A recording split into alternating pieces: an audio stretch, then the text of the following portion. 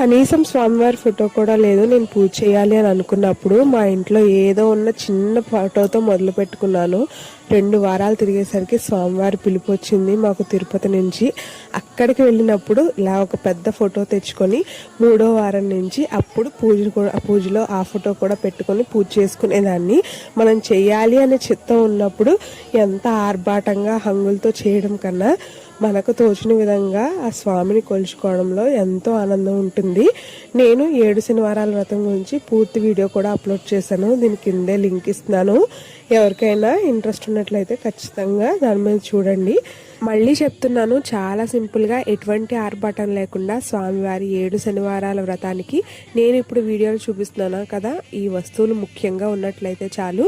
స్వామివారి పూజని మొదలు పెట్టడం వరకే మన కర్తవ్యం. పూర్తి చేయడం అనేది పూర్తిగా ఆ స్వామివారే బాధ్యత తీసుకుంటారు.